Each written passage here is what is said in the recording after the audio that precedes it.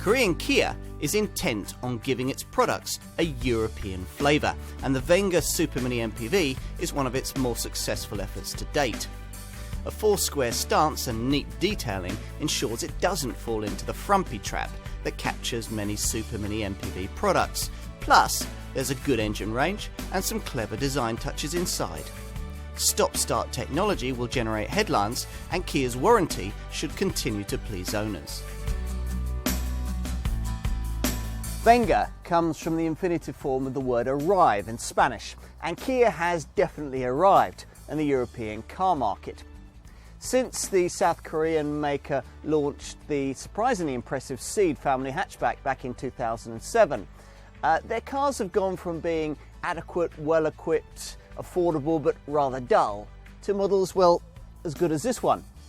Its engine and underpinnings we've already seen in the Marque's rather self-consciously funky Soul model, but this one is aimed at a rather more mature audience. In every way that it can be, this Kia Venga is a European car. It was designed in Germany, and it's built in one of the world's most modern car factories in Nosovice, Slovakia. Its suspension was purpose-tuned for UK roads, and of course it competes against a whole clutch of European rivals. Now, these sit mainly in the supermini-MPV sector, a market segment that takes the standard supermini shape and makes it taller and wider to give you much of the space and versatility you'd enjoy in a bigger 5-seat mini MPV. Obvious competitors include models like Nissan's Note, Renault's Grand Modus and Citroen's C3 Picasso. And this Kia must take all of those cars on without the kind of value and equipment cushion that some of Kia's less capable products have enjoyed in the past. Is it up to the job? Let's find out. Despite its practical remit, this looks like the kind of car you'd enjoy driving. Its wedgy stance, rear wheels pushed well back, giving the look of something purposeful. As for the reality, well, it kind of depends on your definition of the word enjoyment. If the kind of driving experience that pleases you is generally an undemanding one, then this Venga should suit very well.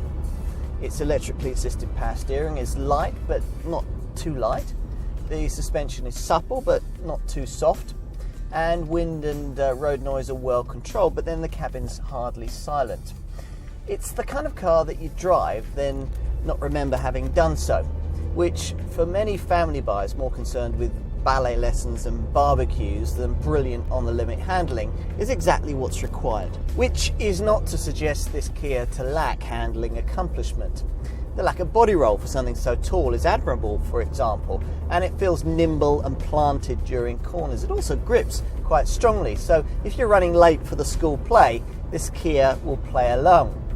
Now, it's only as fast as it absolutely needs to be, of course. There's only 89 brake horsepower on offer from either of the 1.4 litre units that most customers will choose, petrol or diesel, although there is a minority interest only automatic 124 brake horsepower 1.6 litre petrol option.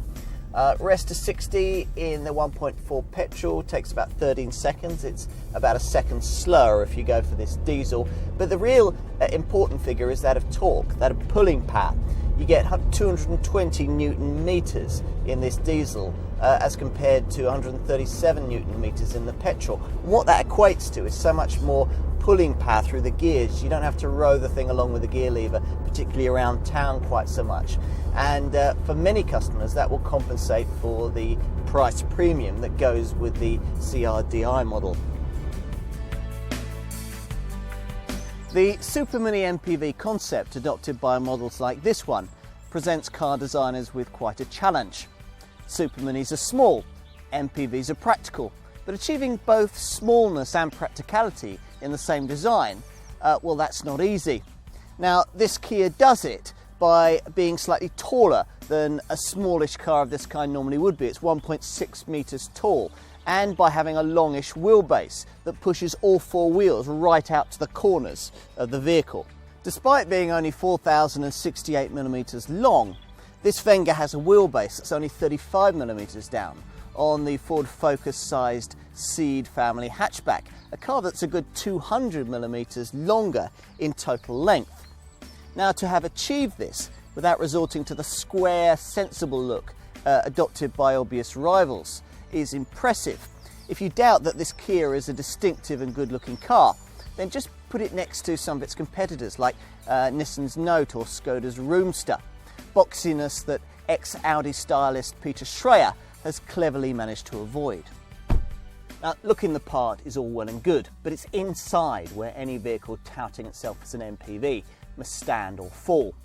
The Venga's cabin is certainly roomy, with almost as much legroom and luggage space as a pricier, focus-sized family hatch from the next class up.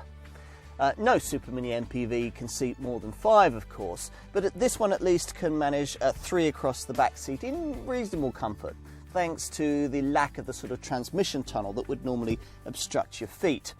Now, this rear bench splits, and each side can go backwards or forwards, and you can also recline the backrest for greater comfort on long journeys or simply to send the kids to sleep on longer trips. At the wheel, you get a high-ish driving position with excellent front 3/4 visibility, courtesy of the windows in these A-pillars. Everything falls to hand once you're sat here, and it's easy to get a good and comfortable position, courtesy of a height and reach adjustable steering wheel and a height adjustable driver's seat. Only these rather shiny plastic column stalks are a reminder of Kia's cheaper feeling past. Plus, of course, there's a vast array of cup holders, cubbies and the like. Out back, there's a usefully sized 440 litre boot that you can extend to 570 litres while still seating a full complement of passengers by sliding these seats forward. That's providing your rear passengers don't mind compromising a bit on legroom. Now, this is substantially more than a rival Nissan Note or Renault Grand Modus would give you without folding seats. Then you get this useful underfloor storage area that liberates a further 126 litres and stores a handy luggage net that's there to stop your eggs smashing into your iron brew. The boot floor that covers it is there to ensure for a completely flat loading deck if and when you need to use Kia's fold and dive seating system, which frees up 1,552 millimetres of luggage length and 1,253 litres of luggage space.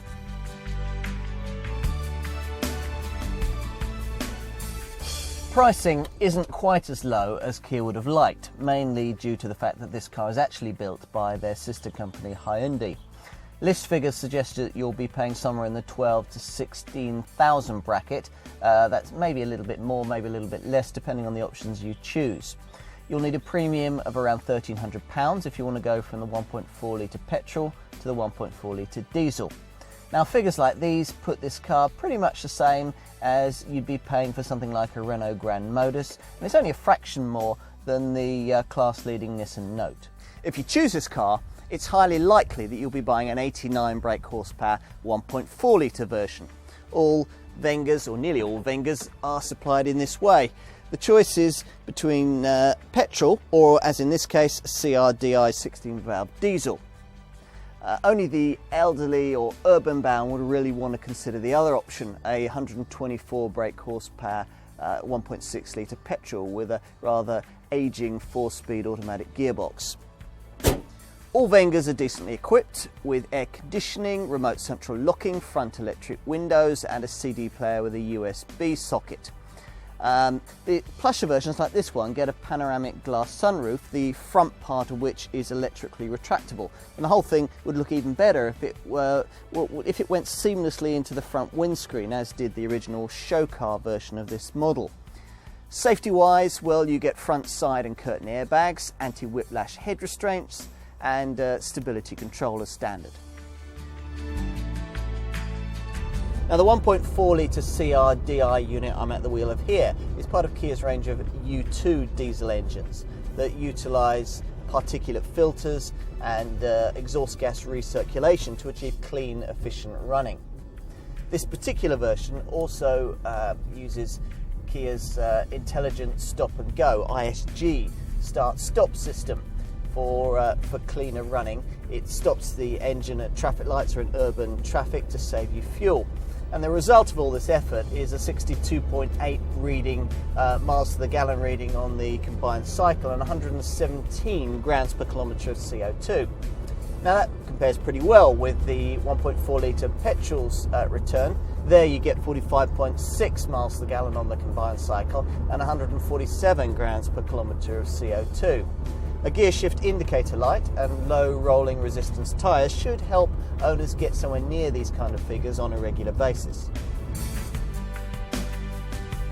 The Kia Venga is a car that demands to be taken seriously. Other super mini MPVs are spacious and sensible, but they look it. This one is just as practical, but hides it behind a sleek shape and a purposeful demeanour. There are, it's true, more interesting cars in this category to drive. But given that most potential customers are likely to be either older or family orientated, well, that's hardly likely to prove much of an issue. Ultimately, this Venga exemplifies the bold, confident face of modern day Kia, and it's one that buyers are likely to find difficult to ignore.